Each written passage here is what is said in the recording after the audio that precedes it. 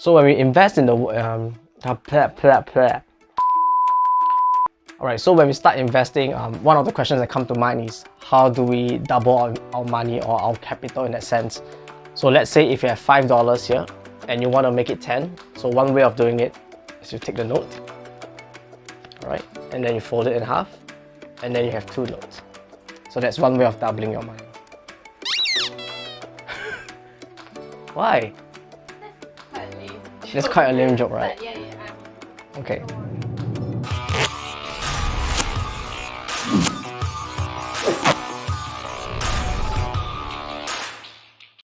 Alright, so one way to double your money is actually to have a device like this.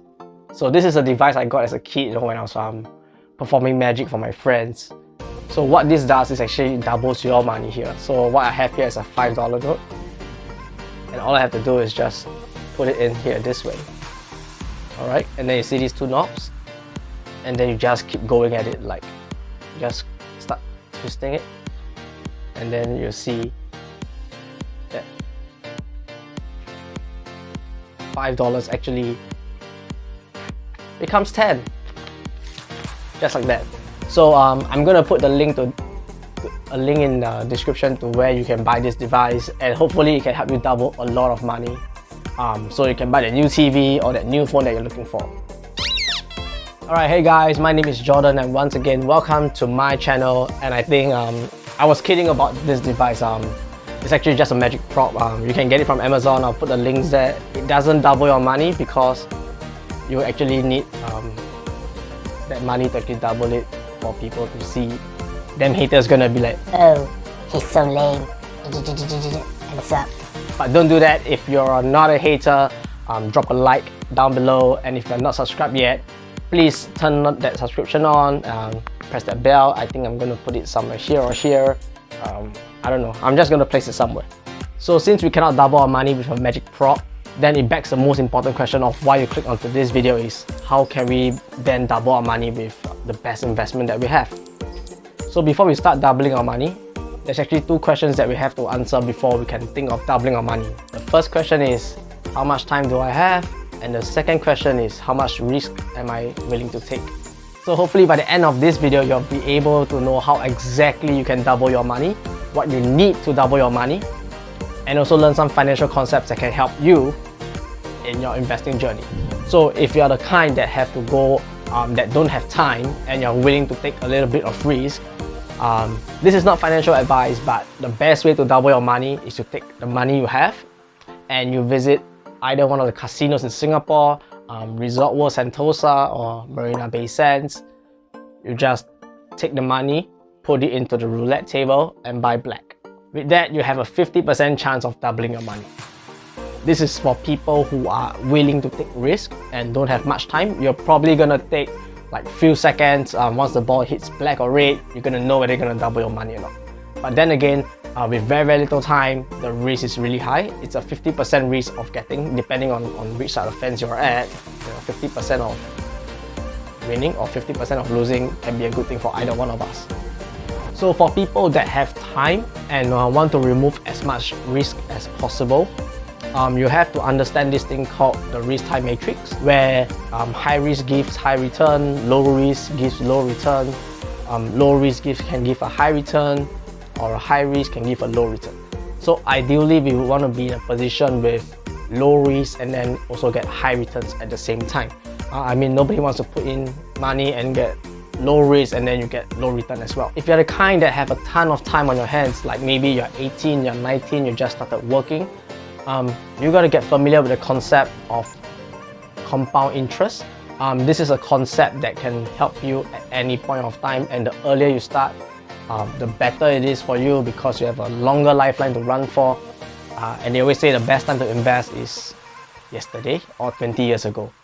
So with compounding interest, how do we know how long it will take us to actually double our money by just compounding it month on month, year on year, or 10 years, or every 10 years? So the way to do it is called the rule of 72, which is also a financial concept. It gives you a quick calculation of how much time you need to actually double your money. So for the rule of 72, what you do is just take 72 divided by the rate of return that you get. For example, can be 4%, 6%, 10%. It doesn't matter what the percentage is. It will just keep working until one day time and space is broken and then nothing works at all. Or maybe the whole world could be fake, like the Matrix.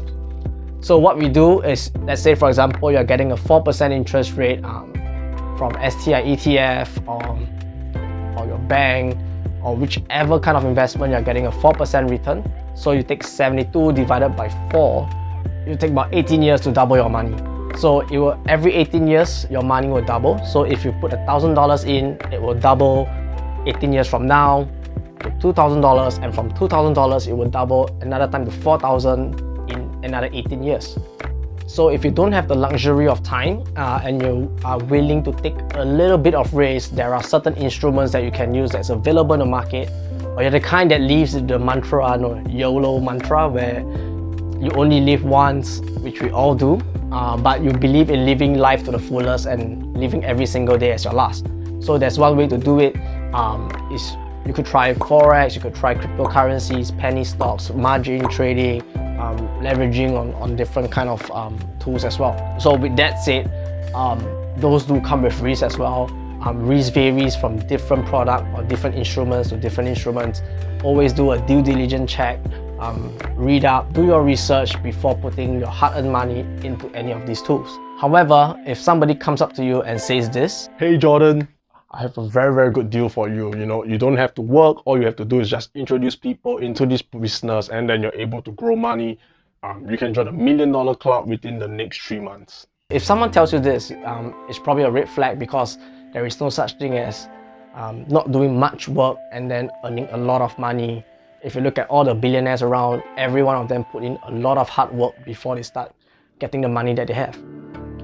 So if it sounds too good to be true, it probably is. So with the rule of 72, it's really based on the investments that you have that gives you a percentage return every single year, year on year.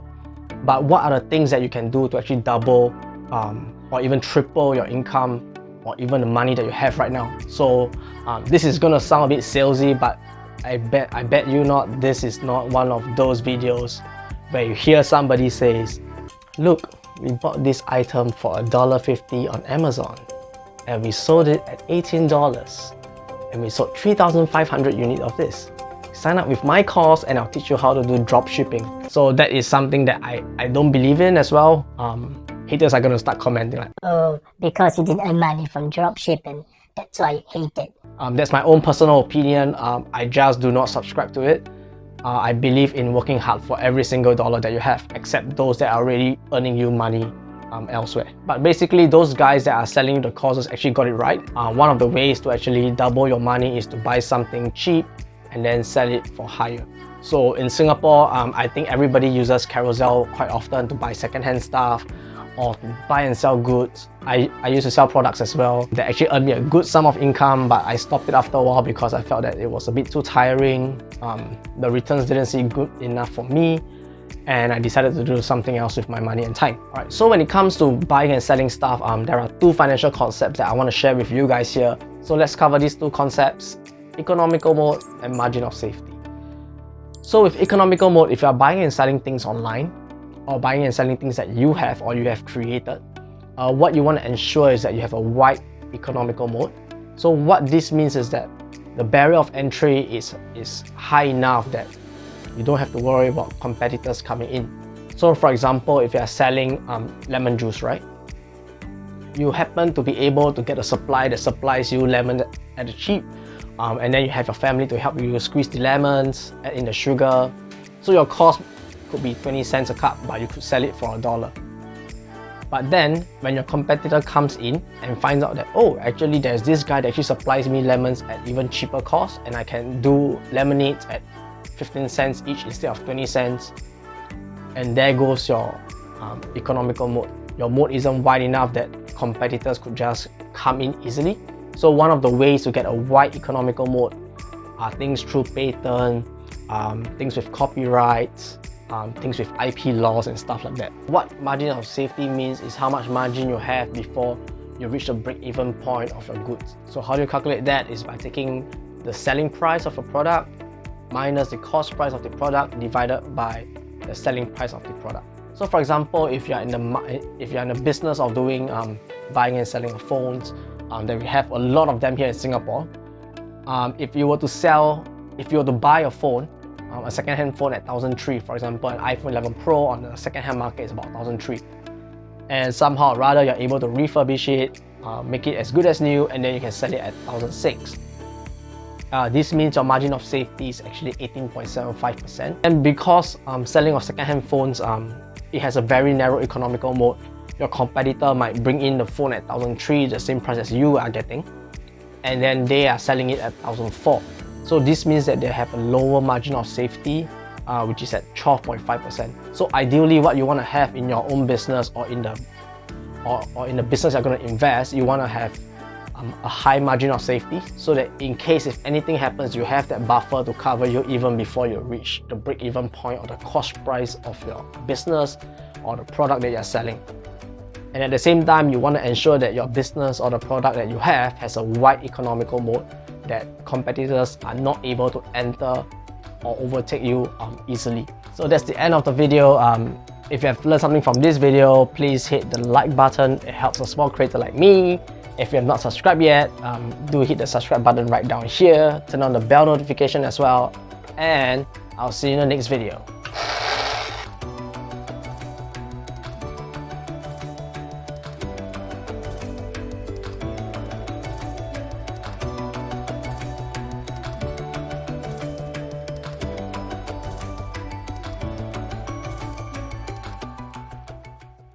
So when we invest in the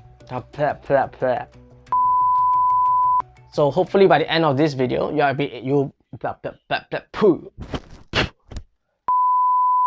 no, that's not good. Please remove that.